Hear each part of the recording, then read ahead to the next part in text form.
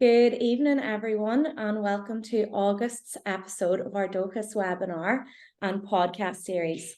My name is Katrina Gillen, and I am the outreach worker at the Irish Support Agency, and I also sit on the Mental Health and Wellbeing Working Group.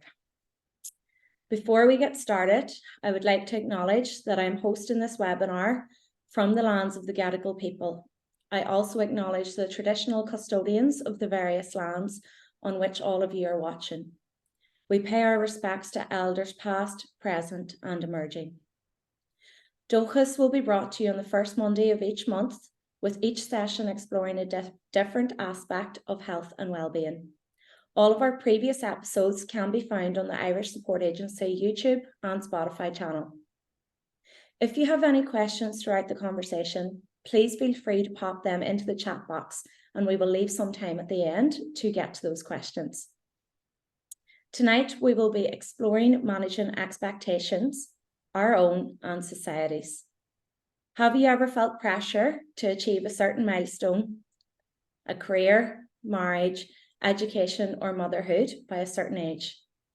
At some point, many of us will have witnessed how society's expectations of what we should have in our lives and by when affects us, how it demoralises us, how it becomes a driving force in our life, and the inflection point of our decisions. So how can we get a better understanding of what it is actually what we want in life? Things that align with our values versus the expectations that we put on ourselves through social conditioning and being told, well, this is what you should want, and also a sense of inherited legacy from our parents. Well, joining us this evening to dive into this is Claire Quigley. So Claire is an Irish expat and psychotherapist. She works both in the corporate world and with at-risk clients. She believes living in line with your true values is the ultimate path to happiness and fulfillment. So good evening, Claire, and thank you so much for joining us. Thanks for having me. You're very welcome. So Claire, let's just jump right in. This notion of setting ourselves up with a timeline for our life, why do you think we do it? Honestly, it makes us feel safe. Like, there's so many options, right, in the world when we kind of grow up and we get into this bigger world. But, having this path that's like predetermined, that's set out for you, that is like correct, it's like, it makes us feel safe because we're like, cool, I know what I'm doing. I just have to, if I get a good job and I get married and I have kids and I buy a house with 3 bedrooms and a laundry, I'm going to live happily ever after. And like, I don't have to worry about it. Like, my happiness is like in hand. But then what happens is it's a bit Disney fairy tale, we get to like 35 and we're kind of going, oh, don't really know if I want that sometimes. And it can get really confusing because it's like, but that's what's going to make me happy. That's what I'm supposed to do.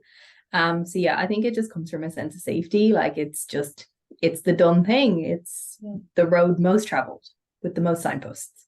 Yeah, and I've actually never thought of it before as like coming from a place of maybe wanting to feel safe. Like, I just know culturally when you grow up in Ireland, this is what you do, this is what your parents do, this is what your cousins do, and there's that kind of set timeline. And of course, sometimes people may do one thing before the other, but yeah, it's really interesting, and I have so many questions for you tonight. So I suppose moving on to that next thing of what we actually want. So many things play a part in the goals that we set for ourselves. So there's society, there's the cultural norms that we'll touch on, and family. But how do we go about ourselves figuring out what is it actually what I want for myself and not what my parents want for me or society wants for me? Unmute myself. That is $1 million question, but I think we can't really talk about this stuff without taking into account like the socio-historical context in which this path was created. So and this is particularly for women, right? So for our parents and grandparents' time, they didn't really have a choice that much, right? So like, on a really basic level, like, women couldn't have a bank account until the 70s. So like, our grandmother is just, you got married or you didn't get a house. Like, that was kind of your options, right? And even for our moms, like, you know, contraception didn't come in until the 80s and divorce was the 90s. So it was, you know, you had kids, that was what you did, and you couldn't leave, basically, even if you wanted to. So what we're seeing now is it's the first time a generation as a whole has actually had a real choice in whether it's not when you get married and have kids, it's if. And that's never really happened before. So it's kind of hard to know even how to navigate the process of deciding if or deciding what else, because there's no signpost for that, right? There's this path, it's signposted, it's the done thing, we're good to go. But where it really starts is kind of finding out what your true values are, and also like what they actually mean to you. So I'll give you an example. You see this with like marriage counseling a lot, right? Where both people in the couple, and I'll use a man and a woman for argument's sake here, will say they really value family, right? Okay. And from the woman's perspective, what that means is maybe moving closer to her parents and siblings, having lots of time with her kids, doing all this stuff. From the man's perspective, it means living somewhere where he can have a good job so he can provide like a good life and send them to good schools. And so they've both said family, but it means completely different things. So when we say talking about your values, saying I value freedom or I value family or I value whatever, isn't really enough on its own. Like we have to kind of go that little bit deeper.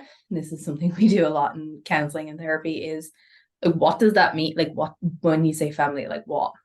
Like what does that actually mean? Like how does that kind of work into your actual life?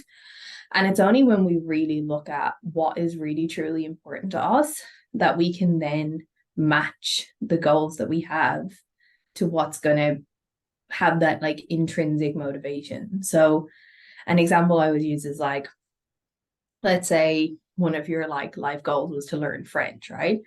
But the stuff that you valued in your life, you don't live in France, firstly, but the stuff you value in your life is like spending time with friends and family and like exercising.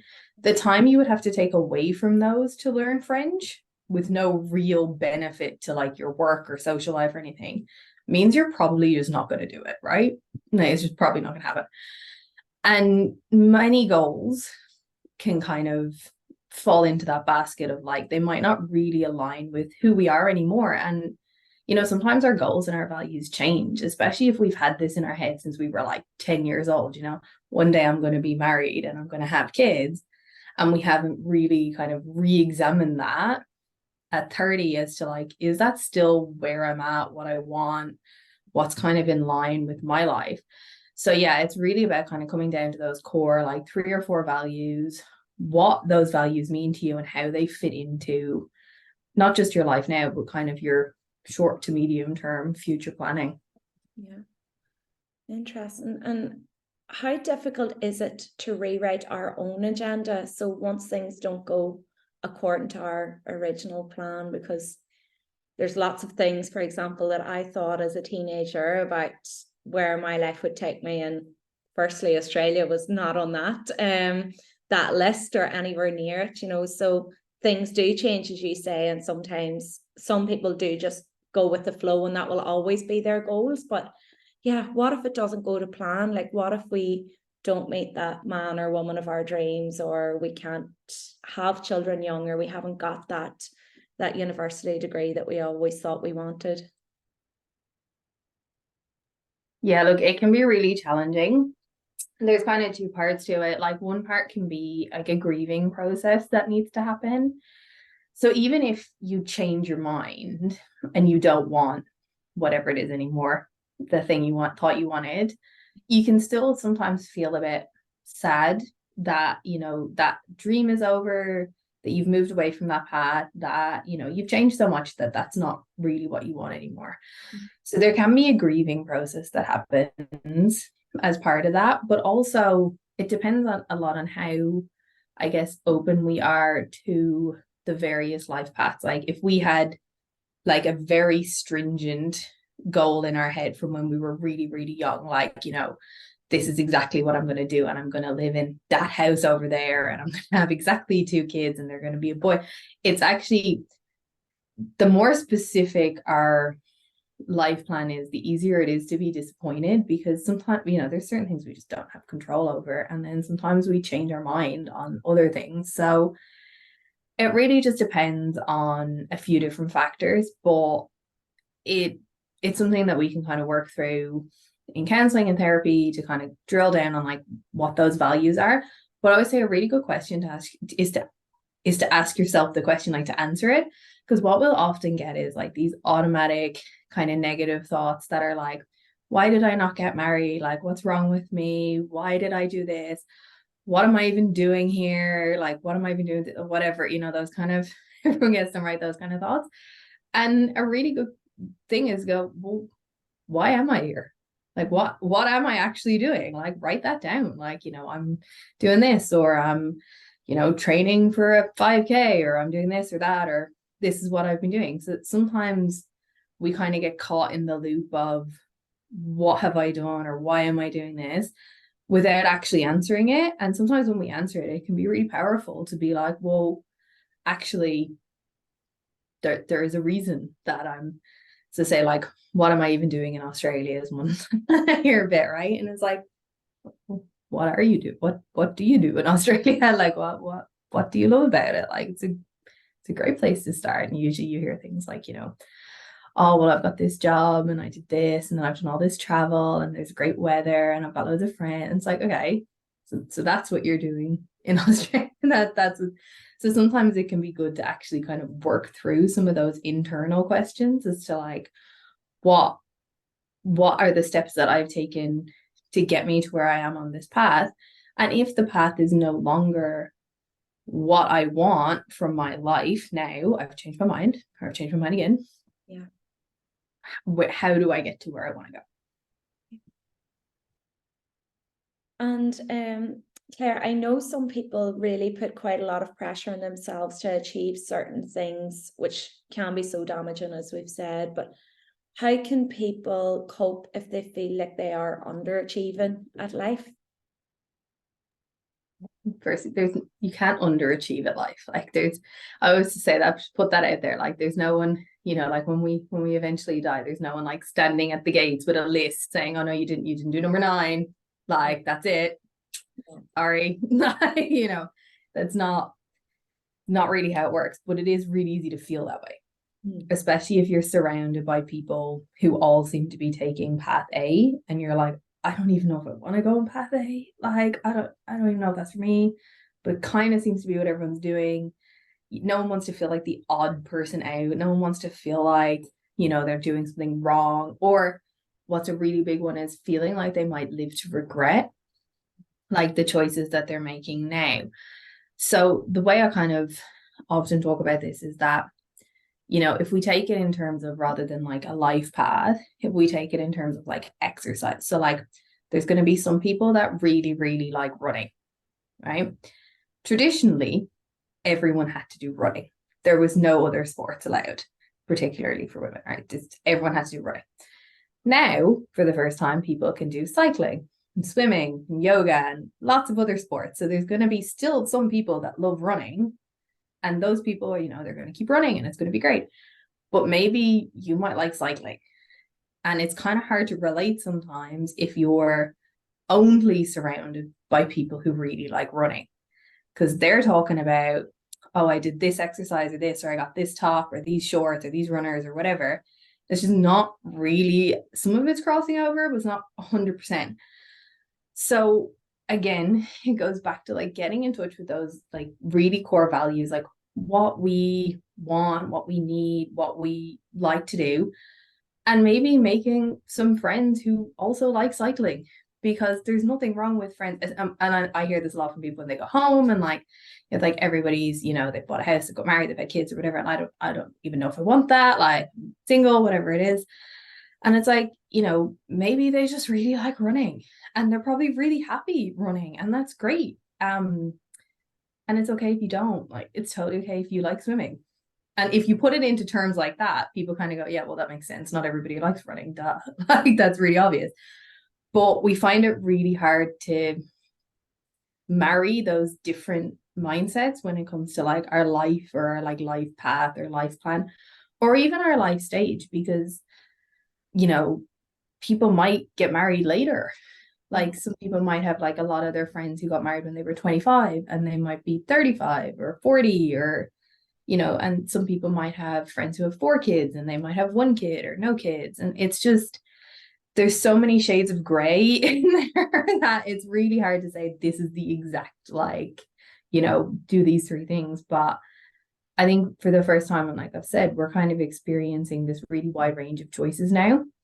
And it freaks a lot of people out because they're kind of saying, I actually have the choice, but I'm afraid that if I make it, I'm going to regret it because I don't know anyone I've never seen somebody make that choice. I've never seen someone choose to get married later or to not get married or to, buy their own apartment and build a career or whatever it is that's just off that kind of traditional timeline. And it can be scary, but if it's in line with what your true values are, then that is the best way to be happy, if that makes sense. Like where, if you really love cycling, you're probably not going to love running no matter how hard you try to love running. And look, I think that's something that I hear quite a bit actually in my role is sometimes people can find it a little bit triggering, maybe if they're returning home on holidays and they're very happy with their life here in Australia, that maybe they don't have children or they haven't settled down in that traditional way yet. But if they're returning to Ireland and most of their family or friends have, that they can feel like they're questioning maybe, am I actually happy? And Irish people are terrible, particularly of like our parents' generation, for asking you to your face why you haven't done it. Like you've gone to the shop to get milk and they'll be like, why aren't you married? And you're like, what? Like, I just came out to get a sliced pan and a pint of milk. I wasn't really expecting to have this conversation today. That's very true. I actually read something funny recently where it's not appropriate to say, why are you still married? But I suppose that leads me on to my next question. So for anyone who feels like they need to communicate their new plan, as we would call it, with their loved ones, what advice would you give? So say, for example, I decided that I don't ever want children, but that's something that my parents always hoped and expected that I would do as their daughter. How would you maybe advise hypothetically for me to have that conversation with them? It's thorny, that subject, because there's no, it is socially unacceptable to say things that are said to people who are not married and who don't have children are socially unacceptable the other way, right? Which is not right, but it is the way it is. I'd say it depends on how close you are to the people and how open-minded they are. Because one thing I've seen, and like we know, is there is going to be a percentage of people who they just don't get it. Like they will never get it. In the same way that, my husband really loves fishing and I've tried. It's not for me. And they're just never going to get why this life is so great for some people. And it's again, here's my exercising analogy. If you really love running and you've only ever hung out with people who love running and you've lived in a place where everyone goes running and that's all they do, someone trying to explain yoga to you is going to be like, what on earth is happening? Like, I don't like, they might be like, okay, I get that you like it. I don't really get it. Like, so I think we can't really control other people, unfortunately. We can only control ourselves. So it's sometimes about actually just managing our own mentality and our own reactions and kind of putting it in a box of like where we can not get upset by it if they keep going. Now, if you're really close to the person and they're the type of person you can have the conversation with, being like, look, I just don't think it's for me. And even, feel free to use my running cycling analogy if you want. It tends to people tend to get it a bit better. And some people will accept that and some people won't. And what's actually often harder than people's parents or siblings, where they can kind of say I'm not sure if it's for me, or they can be a bit more open. It's actually usually the random neighbor or your friend from school or whatever, or people, they have a few drinks and they're like, do you not think you'd want children though? And you're like, I don't want to. And it's hard not to get upset and kind of feel like your way of life is under attack constantly as you go home, and to feel like you are actually doing something wrong and you are actually making the wrong decisions. And it kind of goes one of two ways, or people will either feel really anxious about going home and kind of like semi avoid it because it's just like they just feel like they're going to be stressed the whole time, and like nobody wants that. Or they kind of nearly give in and just go, oh, fine, like, I should probably do it. And like their own happiness becomes like a backseat. And so it's often about how we think about like the intent behind it. And even though we might feel attacked, it's sometimes good to remember that it usually just comes from a good place. Like our parents want us to be happy, right? If all they know is this one path and they don't really know anyone like personally who's deviated from that, they're going to be really scared for you when you deviate, because they're going to be like, what if she's not happy? What if something goes wrong? This is not the formula. This is not the plan. And when you kind of view it like that, it makes it a bit easier to kind of go, they're just trying to protect me. They're doing it wrong, but that's not the point. The intention is good, and it makes it a softer kind of reaction and a softer conversation. And sometimes it's just a case of going, like, the way, like if your mom is really into Coronation Street or something and you kind of just go, oh yeah, she's just watching, but she's mad for that. I don't really get why. If you can kind of get it to where you can put that in the same basket as like, oh yeah, don't know why she loves that show, but she does, but sure, look, leave her off, then it makes it a lot easier to take. If you can bring yourself to a point where you're like, I'm comfortable in my decisions, and I'm like a broken record, but it does go back to the values and like knowing that consciously, to kind of take a step back and go, well, I kind of built this life based on my own values, based on what I want. I know that they don't get it and they're worried, especially if you're over here and they're like worried for you that like you're over there on your own and you might be don't have a husband, you don't have this, and it comes from a good place. Like it's not out of badness, but unless they know lots of people or some people who have kind of traveled a road like that before, it's easy to worry. And if everyone else in the community is going like, down the traditional path, or most people are, it's easy to kind of be worried about because you never stop being their child, even if you're 40. Like that doesn't, they don't stop. So, some people will take it really well if you say, look, it's just not in the cards for us. It's just not for me right now. And they'll kind of back up, and some people won't. And we unfortunately can't control whether they take it well or not. We can only control whether we get like really upset about it. And it's obviously easier said than done to like not get really worked up. And if it's someone you're not particularly close to, I'd say it's relatively acceptable to be a bit sarky if they're really pushing you. I agree. So we've talked a lot about women. I guess like these webinars are recorded, and we do have a lot of male viewers as well. So from that perspective, do you think men also put pressure on themselves to achieve these certain milestones?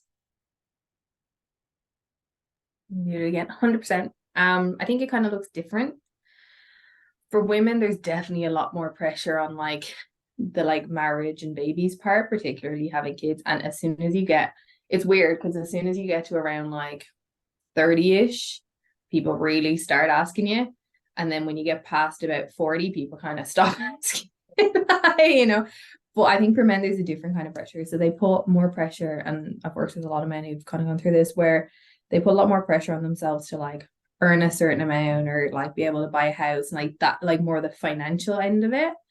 But I definitely think the pressure exists for everybody. And I think we've all seen it where, lads will be getting the piss taken out of them for like, when are you going to propose? Or like, and it happens across the board. And it is unfair, I think, on everybody because other people's relationships are none of our business. But I do think our generation is getting better at that whole, don't ask somebody when they're having a child thing.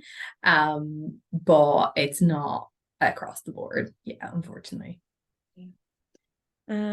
And obviously, as we're just talking about, women and biologically, that question comes up.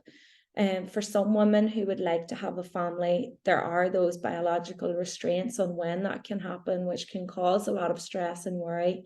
What would you say to someone who feels like that option is maybe slipping away? The first thing I'd say is, really get into that values and like what you want kind of work and decide, is the option slipping away or am I letting it go? Right? Because those are two different things where thinking I always thought I'd have kids there, and there's a grieving process that goes with both, but it's very different. Where thinking I always thought I'd have kids, but now that I'm 35, I'm kind of thinking maybe it's not for me is very different to saying I still really wish I could have kids, but I don't know what's going to happen. There's also a lot of practical options to explore. I mean, outside of the emotional, like things like egg freezing and sperm donors and all that kind of stuff. I know lots of women who've done that, who've gone that road.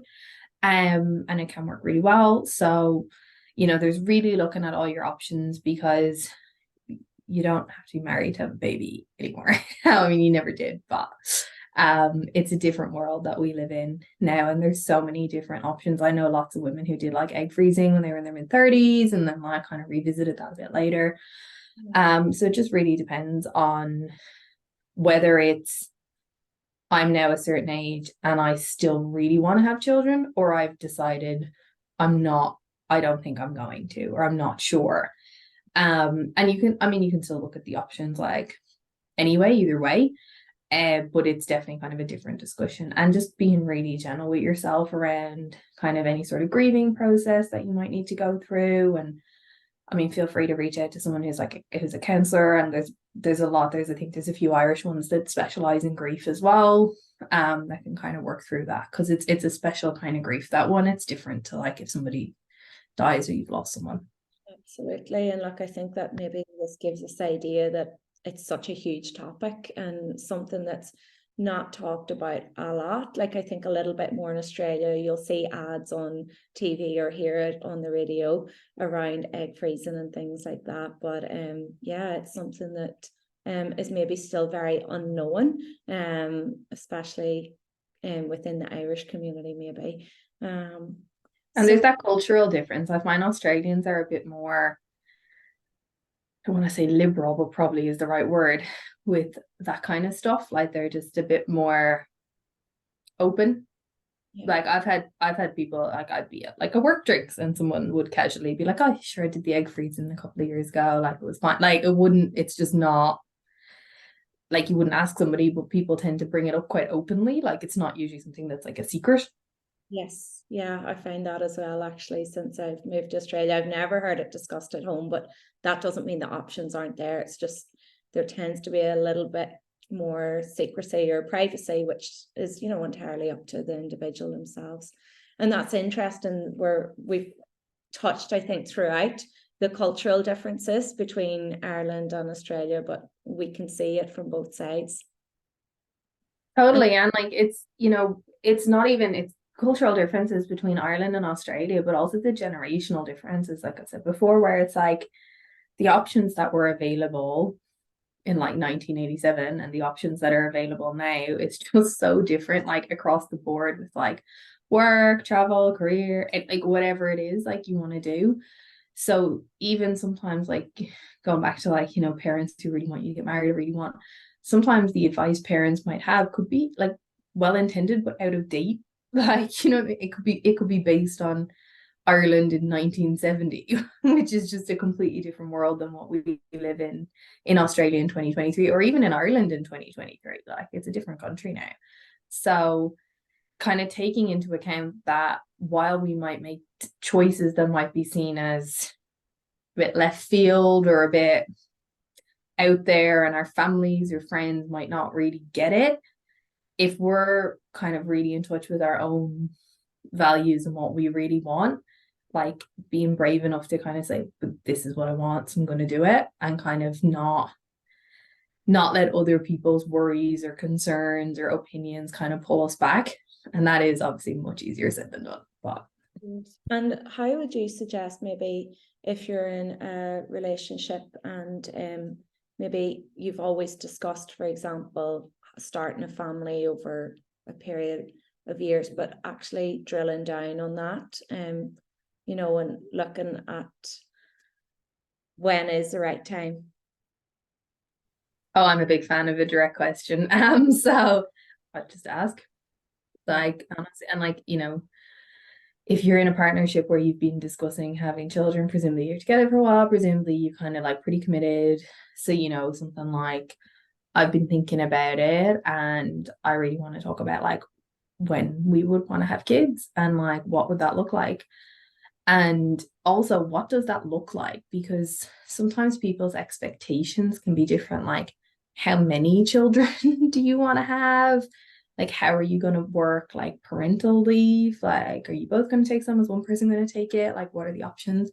What is your financial situation going to look like? What does your work situation look like once you have a child? Like, are one of you going to go to part-time? Are you both? Are you both going to stay full-time? Like, how does that kind of work? What are the kind of responsibilities that will kind of come up? What are the restrictions you might like, really kind of exploring what that means for your relationship.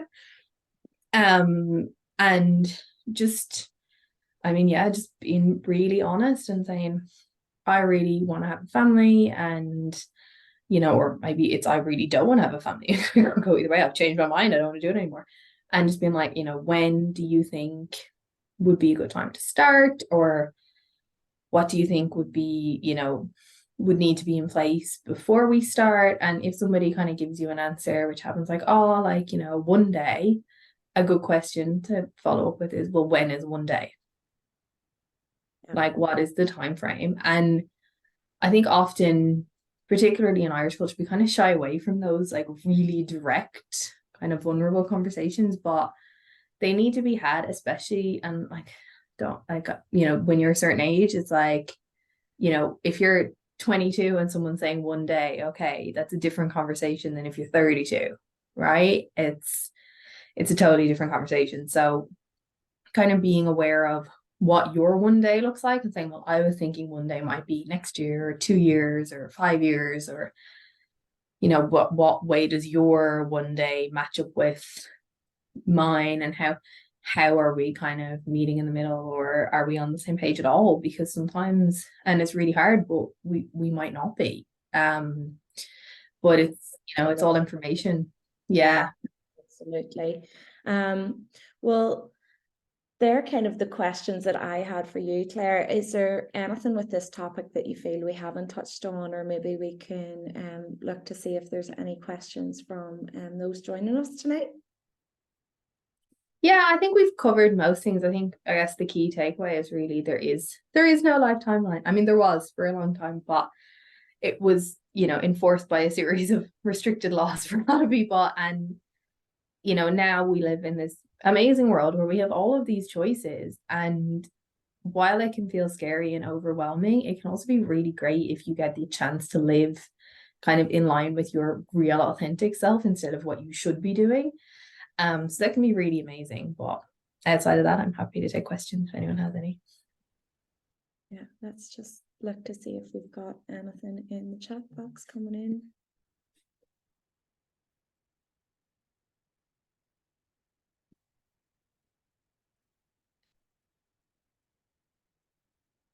Okay, this is a really good one. What advice would you give to help tell your family from home that you don't plan on moving home and plan on raising a family in Australia? Another thorny subject, but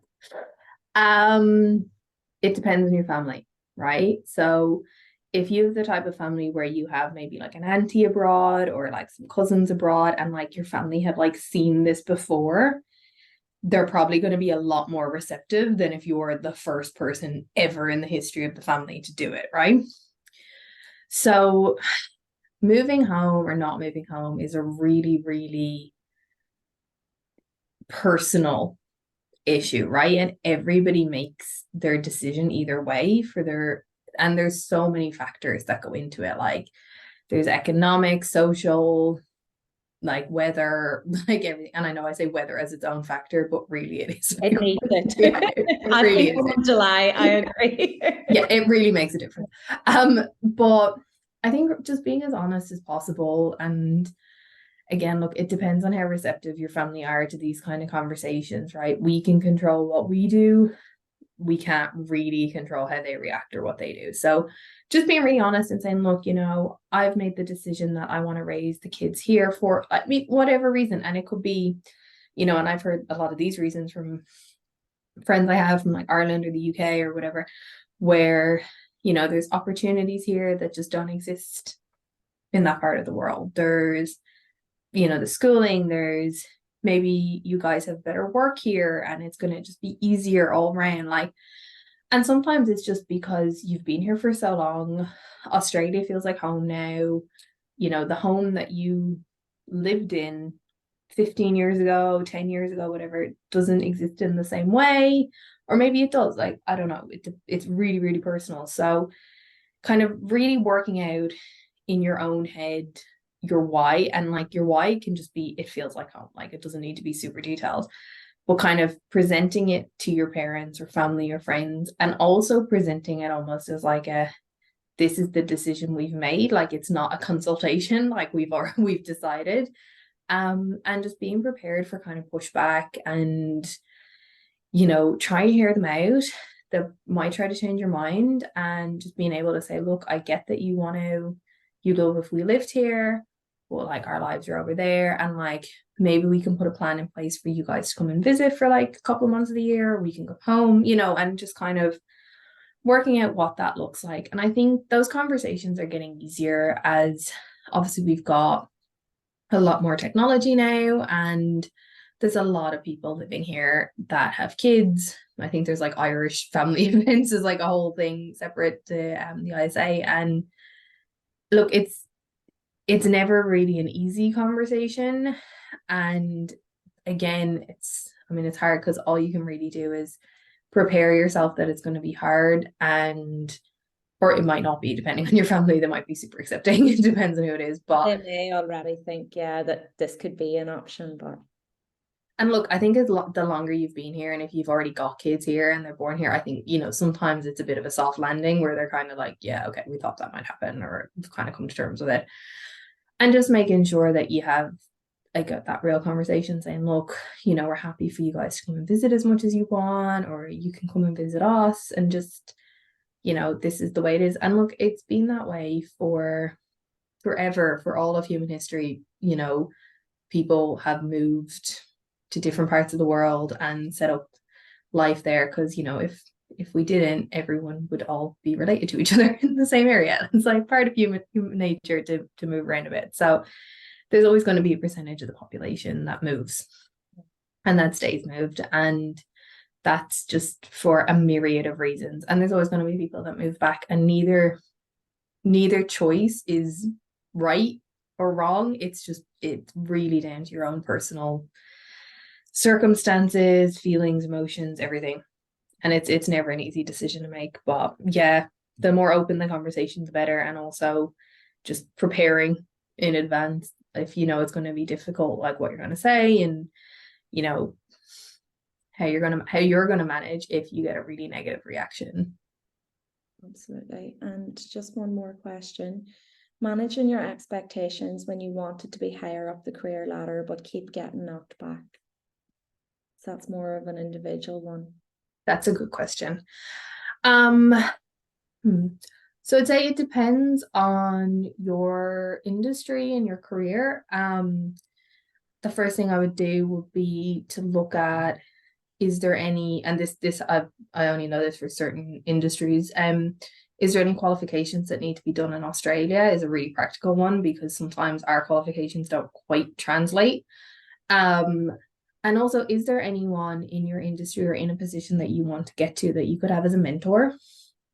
So separate to my other stuff, I run a mentorship program for women, and we deal with a lot of this where we get like women in who are saying like, I kind of want to be in like a, this kind of role, or I don't really know how to get there. I don't really know how to navigate this. So we would match them with someone who's already navigated that to kind of help kind of shine the light, right? Like show them the path to a point. So that can be really powerful. And that's something that I think is particularly prevalent with women, where if you're in certain industries, and I don't know what industry we're talking about here, it could be something totally different, but I know in like tech or finance or legal or something, there's actually just not that many women in senior positions. So it can be really hard to find someone to help you navigate how to get to where you're trying to go. So yeah, mentorship is a really great way to do it. Asking for feedback is also another one, like saying like, yeah, I didn't get this job. Can you tell me why? And then again, like a broken record, but going back to like your values and what's important to you, like say you're trying to get promoted, like why? Like what's driving that urge for promotion? Like what are you wanting to get out of it? Is it more money? Is it a better title? Is it you want to manage a team? Like what's the kind of driving force? And then how might you be able to achieve that in another way if it's not happening for you, whether it's your company or your industry or the type of role you're in? Because I know with certain industries, it can be really hard. Like there's like a lot of stuff you've got to do to move up the ranks, or, with certain job titles, they kind of don't really go up, they kind of go sideways. And it really depends on the industry we're talking about. But yeah, a mentorship program could be really helpful. Yeah, that sounds like a brilliant idea. Okay, well, look, I think that's all the questions we have. So thank you so much, Claire, for joining us this evening and sharing your insights. I think there's a lot that we can take away from that. And thanks very much for everyone that's joined us. So have a lovely rest of evening, and we will see you again next month on the first Monday. Bye, everyone. Bye.